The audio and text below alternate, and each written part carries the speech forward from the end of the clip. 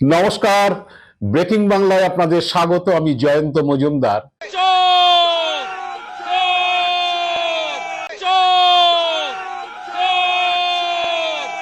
যখন হয় তখন বোধহয় এভাবেই হয়।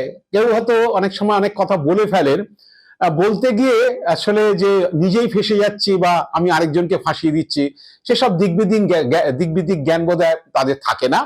এই কারণেই হয়। কারণ বলছি যে আমি আপনাদের একটা অমিত শাহর বক্তব্য শোনাবো এক্ষুনি, শুনলেই বুঝতে পারবেন যে সেটা বলে হচ্ছে উনি কেমন নিজেও ফেসেছেন এবং শুভেন্দু অধিকারীকেও ফাঁসিয়ে দিয়েছেন। তো আমি প্রথমেই হচ্ছে বলি যে শুভেন্দু অধিকারী বিজেপি দলে কেন এসছেন অমিত শাহ নিশ্চিতভাবেই জানেন। সেসব জানা সত্ত্বেও এবং শুভেন্দুর ব্যাকগ্রাউন্ডও নিশ্চিতভাবে অমিত শাহ খুব ভালো জানেন। আর দলে নেওয়ার আগে খবর তো নিয়েছিলেন যে কেন লোকটা হঠাৎ হচ্ছে তৃণমূলের এত ক্ষমতাশালী লোক, পার্টিতে 2 নম্বর ব্যক্তি বলে পরিচিত, সেই লোকটা বিজেপিতে আসতে চাইছে, কেন আসতে চাইছে, কি বৃত্তান্ত, লোকটাকে নিলে আমার সুবিধা হবে কিনা, বা লোকটা কিসে ফেসেছে যে আমার এখানে দলে আসতে চাইছে। এসব জেনে শুনেই হচ্ছে তাকে পতাকা ধরিয়েছিলেন 2020 সালের 19শে ডিসেম্বর মেদিনীপুরে এই অমিত শাহ। তো সেসব জেনে শুনেই যে কতটা তার পৌঁছেছে, পছন্দ হয়েছে, সেই জন্য আমাদের এই ওয়াশিং মেশিন আসতে চাইছে, সেসব জেনে শুনেই যে তাকে দলে নিয়েছিলেন। তারপরে অনেক ক্ষমতা দিয়েছেন, যাই হোক বিরোধী দলনেতা করেছেন। তো এই আমি এ কারণেই বলা যে কিভাবে উনি নিজে ফেসেছেন এবং শুভেন্দুকে ফাঁসিয়েছেন। এই পরিবর্তন যাত্রা হচ্ছে না বিজেপির ভোটের আগে এসব পরিবর্তন যাত্রা ফাত্রা এসব হয়। সারা বছর বিজেপিকে দেখবেন খুব একটা আন্দোলনের মধ্যে থাকে না। এসব তখন দেখবেন দিল্লি থেকে প্রচুর এসব বহিরাগত নেতারা সব আসেন, এসে প্রধানমন্ত্রী থেকে শুরু করে অমিত শাহ, বিভিন্ন রাজ্যের মুখ্যমন্ত্রী, এরা সব এসে এবার বিরাট একটা মানে সেই একটা ঝাক্কাস ব্যাপার বলে লোকে, সেই রকম একটা করার চেষ্টা করেন, হাওয়া তোলার চেষ্টা করেন। সঙ্গে মিডিয়া আছে, সোশ্যাল মিডিয়া আছে, দিয়ে যদি হচ্ছে একটা কিছু করে যদি জিতে আসে, একটা সেই হিন্দি বলে যে ভোট্টটা সেই রকম স্টাইলে আর কি। বাংলায় এভাবে হয় না। বাংলাতে উঠোনে বৈঠক হতো, পাড়ায় পাড়ায় বৈঠক হয়, রাস্তায় স্ট্রিট কর্নার হয় বিভিন্ন পাড়ায়। বাংলা স্টাইলটা এরকম। তো অমিত শাহ কি বলেছেন আমি আপনাদের একটু শোনাই, আপনারা শুনে নিন, তারপর আমি আসছি। শুনুন অমিত শাহর বক্তব্য। ये भाईपो कहते हैं, एक नाम बताए भ्रष्टाचार का, पार्थ चैटर्जी, ज्योति प्रिय मलिक, अनुव्रत मंडल, जीवन कृष्ण साहा, माणिक भट्टाचार्य, अजीत मैती, मदन मित्रा, चंद्रनाथ सिन्हा, परेश पाल, कुंतल घोष, अराबुल इस्लाम, फिरहाद हकीम, शोभन चैटर्जी, कुणाल घोष, रजत मजबूदार, सोहराब अली, ममता दीदी, ये सारे आपके साथीदार जेल जा चुके हैं, जेल जा चुके हैं। मुझे बताओ भाइयों बहनों, टीएमसी सरकार ने घोटाले किए हैं या नहीं किए हैं? जोर से बोलो, किए हैं या नहीं किए हैं? अगर टीएमसी में हिम्मत है तो ये सबका टिकट काट कर बताए, टिकट काट कर। শুনলেন অমিত শাহ কি বললেন, যে তৃণমূলের দুর্নীতির কথা বলতে গেলেন এবং তৃণমূলের দুর্নীতিতে কারা কারা হচ্ছে গ্রেপ্তার হয়েছে সেটা বলে 16 জনের নাম বললেন। 2-1 জনের সম্পর্কে কনফিউশন আছে, যারা গ্রেপ্তার হননি তবুও নাম বলেছেন। যাই হোক, 16 জনের মধ্যে হচ্ছে তারপরে নামটা বলার পরে তিনি বললেন যে টিএমসির ক্ষমতা আছে যে এদেরকে টিকিট কাটার, এদেরকে টিকিট না দিয়ে দেখাক বা বলুক, কথা বলুক, এইসব কথা বললেন। তো অমিত শাহকে একটু বলতে চাই আমি, আপনি তার মধ্যে 2টো নাম বলেছেন, ফিরহাদ হাকিম, শোভন চ্যাটার্জি। এই ফিরহাদ হাকিম আর শোভন চ্যাটার্জি যে মামলাটিতে গ্রেফতার হয়েছিল, তো সেই মামলাতে সিবিআই গ্রেফতার করেছিল, আপনারা জানেন। সেই মামলাতে সুব্রত মুখার্জিও গ্রেফতার হয়েছিল। সেটা হচ্ছে নারদ স্টিং অপারেশন, নারদ মামলায়, যে নারদ ঘুষ মামলা। তো সেই মামলায় অ্যারেস্ট হয়েছে। তো সেই মামলাতেই হচ্ছে অমিত শাহ দলের এখানে বাংলার যে বিরোধী দলনেতা, সেই মামলাতে তাকে কাগজে মুড়ে টাকা নিতে দেখা গিয়েছে এবং তারপরে হাইকোর্টে মামলা হয়েছিল সেটা নিয়ে, এবং হাইকোর্ট সেটাতে সিবিআই কে তদন্ত করতে বলে। সিবিআই বেশ কয়েকজনের নামে, প্রায় 12-13 জনের নামে হচ্ছে এফআইআর করেছিল, যার মধ্যে একটি নাম হচ্ছে শুভেন্দু অধিকারী। এবং এই নারদ স্টিং অপারেশনের ভিডিও কিন্তু 2016 সালে বিধানসভা ভোটের আগে বিজেপির পার্টি অফিস থেকে, মানে 6 নম্বর মুরলীধর সেন লেনের যে পার্টি অফিস, সেই পার্টি অফিস থেকেই কিন্তু দেখানো হয়েছিল। আর তখন শুভেন্দু অধিকারী বা বাকি সবাই তৃণমূলের লোক, এরা হচ্ছে সমস্ত ইয়ে থেকে যে ম্যাথু স্যামুয়েলের থেকে ঘুষ নিয়েছে, তারা ঘুষ নিচ্ছে, টাকা নিচ্ছে, কাগজে মুড়ে টাকা নিচ্ছে। শুভেন্দু খবরে কাগজে মুড়ে টাকা নিয়ে হচ্ছে নিচু হয়ে তিনি রাখছেন ড্রয়ারের মধ্যে। তো সেই শুভেন্দু অধিকারীকে সম্পর্কে জানেন অমিত শাহ যে এই লোকটা হচ্ছে নারদ মামলাতে হচ্ছে এফআইআর নিয়ে মানে তিনি এই মামলায় অভিযুক্ত, অন্যতম অভিযুক্ত, এবং হচ্ছে জেল যাত্রা থেকে বাঁচার জন্য সেই মামলা অনেকে অ্যারেস্ট হয়েছে, জেল যাত্রা থেকে অ্যারেস্ট হতে পারে এরকম একটা সম্ভাবনা বা আশঙ্কা ছিল শুভেন্দুর। সেই মামলা থেকে গ্রেপ্তার হওয়ার জন্য তার আগে বিজেপি ক্ষমতায় আসা আগে 2013 সালে শুভেন্দুকে সারদা মামলাতে সিজিও কমপ্লেক্সে সিবিআই বার দু তিনেক ডেকে পাঠিয়েছিল ওই কাঁথির একটা ব্যাপার নিয়ে, কাঁথি সুদীপ্ত সেনের একটা প্রজেক্ট নিয়ে।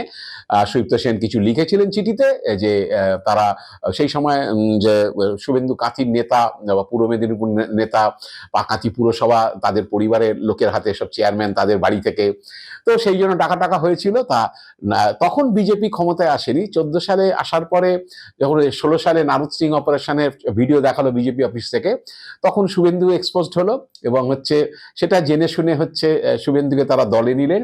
এবার হচ্ছে নির্বাচনের মুখে এসে যে তৃণমূলকে আক্রমণ করতে গিয়ে ফাঁসলেন নিজে এবং হচ্ছে শুভেন্দুকে ফাঁসলেন। অমিত শাহ কেন ফেসেছেন সেটার জন্য বলি যে আপনাকে যদি পাল্টা প্রশ্ন করি যে শুভেন্দু অধিকারীর নাম হচ্ছে নারদ মামলার যে সিবিআই এফআইআর এ রয়েছে এবং শুভেন্দুকে টাকা নিতে দেখা গেছে, আপনি সেই দুর্নীতিগ্রস্ত লোকটাকে টিকিটটা আটকাবেন তো, টিকিটটা কেটে দেবেন তো?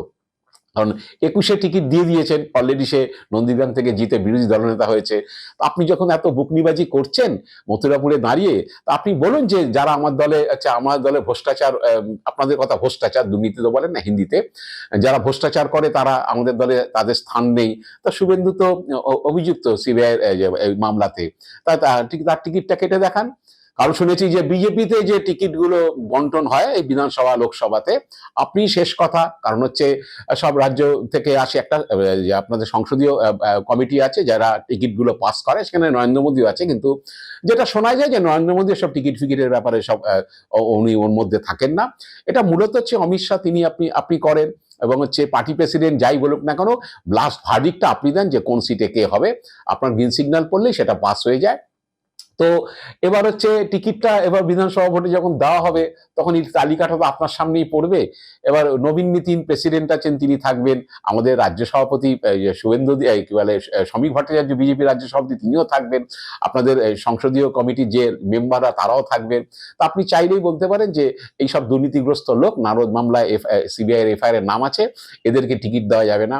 আপনি একজন দুর্নীতিগ্রস্ত লোক, যেটা আপনার বিজেপি পার্টি অফিস থেকে যে ভিডিও দেখানো হলো, যাতে ছবি দেওয়া হলো, তাকে পার্টিতে নিলেন, নিয়ে হচ্ছে তাকে টিকিট দিলেন, আবার টিকিটের ব্যবস্থা করতে চলেছেন নিশ্চিতভাবে ধরে নেব। তা আবার আপনি এসে মিটিং এ দাঁড়িয়ে বড় বড় কথা বলছেন যে তৃণমূলের হিম্মত আছে যে এদের টিকিটটা কেটে তারপর তৃণমূল কথা বলুক। তা আমি যদি পাল্টা বলি যে শুভেন্দুর টিকিটটা কেটে আপনি কথা বলবেন বা পশ্চিমবাংলার নির্বাচনী প্রচার করবেন, বুঝিয়ে দেবেন যে যাদের দুর্নীতি ছোঁয়া আছে, যারা ক্লিন চিট পায়নি এখনো কোর্ট থেকে, তাদেরকে আমরা টিকিট দেবো না, সেটা বলার ক্ষমতা আছে। কারণ এই কথাগুলো যখন বলবেন নির্বাচনী প্রচারে, তৃণমূলের বিরুদ্ধে যখন দুর্নীতির অভিযোগ করবেন, এই কথাগুলো কিন্তু এসে যাবে পাশাপাশি যে শুভেন্দু অধিকারীর মতো সম্পদও কিন্তু আপনার দলে রয়েছে এবং তাকে আপনি গলায় মালা দিয়ে হচ্ছে নন্দীগ্রাম বা তিনি যেখানে কমফোর্টেবল মনে করেন দাঁড়াতে চান সেখানে গিয়ে দাঁড়াবেন। সেটা নন্দীগ্রাম, যে কাঁথি দক্ষিণ কেন্দ্রে হোক বা যেখানেই হোক, আপনারা টিকিট দেবেন। আপনি একবার জোর গলায় পরে একটা মিটিং এ বাংলা এলে বলুন যে শুভেন্দু অধিকারী আমরা টিকিট দেবো না। আমি পাল্টা আপনাকে বলবো আপনার হিম্মত আছে শুভেন্দু অধিকারী টিকিট কাটার, আপনার সেই হিম্মত তো হবে না। কিন্তু ওই বুকনিবাজি করার জন্য মঞ্চে দাঁড়িয়ে হচ্ছে এই সবগুলো কথা বলবেন। এবং বলতে হলে একটা লোককে যদি আক্রমণ করতে হয়, আমি দলে একটা পচা মালকে নিয়ে বসে আছি, আমি পচা মালই বলছি, কারণ যে যাদের নামে এফআইআর আছে তারা, এবং শুভেন্দু অধিকারী নিজেও স্বীকার করেছে আমার বিরুদ্ধে প্রমাণিত অভিযোগ বলতে নারদা স্টিং অপারেশন স্বীকার করছেন, প্রমাণিত অভিযোগ বলতে নারদা স্টিং অপারেশন, বাকি অনেক আমার বিরুদ্ধে অভিযোগ করেছে। তো উনিও স্বীকার করেন যে তার বিরুদ্ধে নারদা স্টিং অপারেশনের ওই ঘুষ নেওয়ার ব্যাপারটা প্রমাণিত অভিযোগ। তা সেই অভিযোগ থাকলে কি এখন তো মেশিনে আছেন, ওয়াশিং মেশিনে আছেন, আপনার দিকে তো নজর পড়বে না সিবিআই এর, আর অমিত শাহ বলবেন না। তো যাই হোক, আমার অমিত শাহর কাছে একটাই অনুরোধ যে শুভেন্দু অধিকারী টিকিটটা আপনি কেটে দেখান, তারপর আপনি তৃণমূলের বিরুদ্ধে মঞ্চে দাঁড়িয়ে বলবেন যে তৃণমূলের হিম্মত থাকলে এইসব দুর্নীতিগ্রস্ত লোকদের টিকিট কেটে দেখা। হয়তো আপনি যাদের নাম বলেছেন অনেকে তো টিকিট পাবে না এবার। আবার এইসব আরাবুল ইসলাম টিসলামের নাম বলেছেন, তারা তো গ্রেফতার হয়নি। সিবিআই অনেককে ডেকেছে, ডেকে জিজ্ঞাসাবাদ করেছে, বিভিন্ন মামলায় জড়িয়ে দেওয়ার চেষ্টা হয়েছে। কারণ এখন সিবিআই ইডি কি করে না করে আপনাদের না লোকের কাছে বলার মতো মুখ নেই। কেন বলুন তো, ওই যে অরবিন্দ কেজরিওয়ালের মামলার পরে আপনারা যে কেন এই ইডি সিবিআই যাদেরকে অ্যারেস্ট করেছে বা করার চেষ্টা করেছে, বা প্রিভিয়াস যারা যারা অ্যারেস্ট হয়েছেন, তা যাদেরকে মামলার এখনো নিষ্পত্তি হয়নি, তাদের ব্যাপারে না দুর্নীতির আঙুল তুলতে গেলে আপনাদের একটু পাঁচবার ভাবা উচিত। লজ্জা নেই তো আপনাদের? ওই জন্য বলেন, অরবিন্দ কেজরিওয়ালকে ভোটের আগে গ্রেপ্তার করলেন, করে তার গায়ে দুর্নীতির ছাপ লাগিয়ে দিলেন। মনীষ সিসোদিয়াকে গ্রেপ্তার করলেন, দিয়ে গ্রেপ্তার করে ক্ষমতা দখল হয়ে গেল, মানুষের মধ্যে প্রচার করে দিলেন যে এরকম দুর্নীতিগ্রস্ত লোক, ইডিকে গ্রেপ্তার করেছে, সিবিআই সেই মামলা নিয়েছে, নিয়ে কোর্টে টোরে দিয়ে তারপরে দেখা গেল কোর্ট তাকে হচ্ছে বেকসুর খালাস করে দিল। এখন যারা এই বাংলাতে বলুন বা ভারতবর্ষের বিভিন্ন রাজ্যে বলুন, সিবিআই যাদেরকে অ্যারেস্ট করে তারা হচ্ছে অভিযুক্ত বা তারা যুক্ত হয়েছে, এটা আপনারা বললে এখন সাজে নাই অরবিন্দ কেজরিওয়ালের পরে। লজ্জা নেই আপনারা তাও বলে যাবেন, কারণ এখন ইডি সিবিআইকে আপনারা যেভাবে ব্যবহার করেন, এখন আর লোকে আর এগুলো আর বিশ্বাস করছে না, এগুলো আর খাচ্ছে না। আর অরবিন্দ কেজরিওয়ালের ব্যাপারে আপনাদের মুখ নেই, হয়তো যাবেন হাইকোর্টে বা সুপ্রিম কোর্টে, ইডি সিবিআই হতে যাবে, কিন্তু আলটিমেটলি হচ্ছে লোয়ার কোর্টে যখন একবার কেউ বেকসুর খালাস হয় না, সেটাকে প্রমাণ করানো খুব দুষ্কর। কারণ হচ্ছে মূল মামলাটা তো সেখানেই হয়, তো মূল মামলা হচ্ছে বিচারটা সেখানে হয়, হায়ার কোর্টে তো সেগুলো হয় না, ওই বিচারের কাগজের উপরই হয়। তো এখন অমিত শাহ যেগুলো বলছেন, এগুলো খুব একটা অরবিন্দ কেজরিওয়ালের পরে আপনাদের কথা মানুষ শুনতে চায় না। আর ইডিসিআই এর গ্রেপ্তার কি কারণে করে, কেন করে, পরিষ্কার হয়ে গেছে। আপনাদের মতো প্রভুরা যেটা বলেন সেটাই সেই অনুযায়ী তারা করে, কেজরিওয়াল সেটা প্রমাণ করে দিয়েছেন। যাই হোক, এখন যদি আপনি সেই ইডি সিবিআই নিয়ে বলতে চান, একটু শুভেন্দুর কথাটা মাথায় রাখবেন, আর শুভেন্দুর টিকিট কাটার বিষয়টা মাথায় রাখবেন। শুভেন্দুর টিকিটটা কাটুন, শুভেন্দুকে এবার দাঁড় করাবেন না, তারপরে পশ্চিমবাংলার বিভিন্ন প্রান্তে মঞ্চে দাঁড়িয়ে তৃণমূলের বিরুদ্ধে দুর্নীতির অভিযোগ করুন, মানুষ মেনে নেবে। তা নাহলে কিন্তু মানুষ মানবে না, কারণ এসব দ্বিচারিতা পছন্দ করে, এটা বাংলায় সব চলে না, এগুলো হিন্দি বলার ফলে চলে, আর অন্ধভক্তদের কাছে চলে। বাংলা তো সব একটা অন্ধভক্ত না, আপনার সামনে দাঁড়িয়ে জয় শ্রীরাম দুহাত তুলে করবে টরবে, কিন্তু বাংলার আপামর জনগণ কিন্তু এগুলো বিশ্বাস করে না। যাকে নিয়ে রেখে দিয়েছেন, আদর করে রেখে দিয়েছেন, তার নামে কিছু বলবেন না, অন্যদের নামে বললেন, অন্যদের নামে বলার আগে নিজে আয়নার দিকে দেখুন, মানুষ এই প্রশ্নই করবে। জানি না আপনাদের সেই লজ্জা হবে কিনা। আজ এ পর্যন্তই, আপনারা ভালো থাকবেন, সুস্থ থাকবেন, নমস্কার।